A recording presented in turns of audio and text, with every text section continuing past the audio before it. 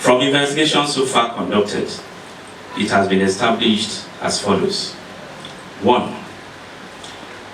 The chain of events that directly and specifically led to the death of Ilerioluwa Aloba, a.k.a. Mohbad, occurred between 10th to 13th September 2023, and the location of incident stretched over Ikorodu and Lekki, Lagos. Feyisayo Ogedengbe, female, who as an auxiliary nurse administered multiple and highly potent injections, which triggered an immediate reaction that eventually occasioned the death of Mohbad, is the principal suspect in the homicide case. Feyisayo Ogedengbe is not a qualified registered nurse, and her illegal and medical negligence are believed to have been directly responsible for the chain reactions and eventual death of Mohbad at 15:43 hours on 12 September 2023. The time within which auxiliary nurse Ogedengbe administered the injections on Mohbad, through his reactions, convulsion, and eventual death, is confirmed to be within less than an hour, covering from 1440 hours when the principal suspect administered the sets of injection and 1543 hours when Mohbad was confirmed dead at Kuramed Hospital. Aside her admittance to the consequences of her actions, the report of the medical panel that reviewed auxiliary nurse Feyisayo's actions concluded that she went beyond her limitations as an auxiliary nurse by administering intravenously ceftriaxone on the deceased, and that this, from their review, was the most likely cause of the anaphylactic reaction, which could have been promptly resolved and his death possibly prevented if the disease was treated in the hospital.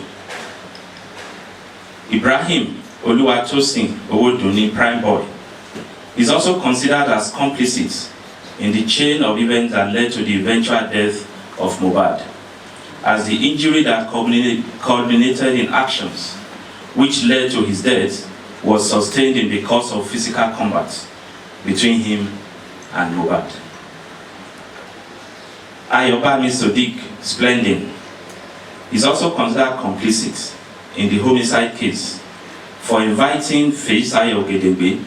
whom he knew to be an unqualified and unregistered nurse, to administer the potent medications that eventually triggered reactions leading to Mohbad's death. While Abdulaziz Fashola, Naira Marley, and Samson Balogun Samlari denied allegations of criminal liability in the death of Mohbad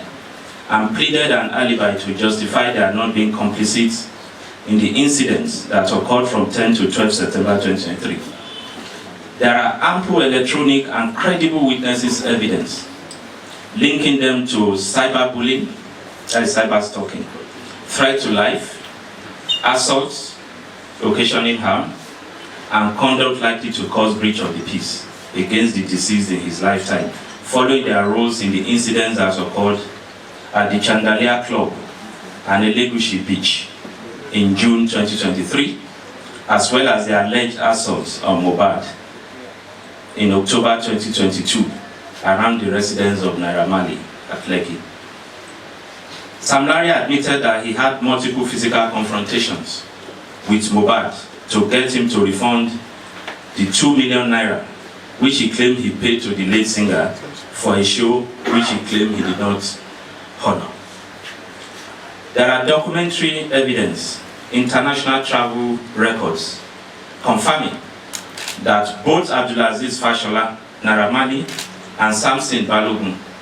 Eletu Samlari, were not in Lagos, Nigeria, when the events that directly led to Mohbad's death occurred between 10th to 12th September 2023. While Naira Marley was out of the country from 21st August to 3rd October when he reported and was arrested, When he returned and was arrested,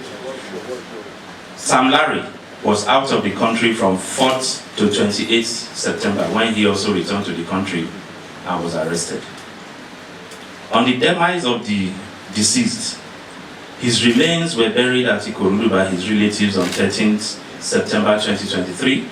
prior to the uproar that greeted his death, and which informed the launch of the homicide investigation. On 21st September 2023, the corpse was exhumed, and on same date, at about 16:00 hours, autopsy was performed on the remains of the deceased, and vital specimens were taken and sent to Lagos State DNA and Forensic Center for toxicology examination. The reports are still being awaited. Also being awaited is the official response from NDLEA on one of the viral videos containing allegations by the singer on his experience at the agency's Lagos office sometime in October 2022. Conclusion. Although the results of the autopsy and toxicology tests are being awaited, substantial grounds have been covered well enough by the Special Investigation Team to support the processing of the case file to the Director of Public Prosecution. Consequently, the case file is being duplicated and forwarded to the Director of Public Prosecution advice. There are further investigation, investigative actions, and prosecution. While reassuring that the command will sustain its firm determination to ensure justice in this case, I wish to assure that the members of the public will be availed of any further development in relation to the outcome of the autopsy and toxicology reports,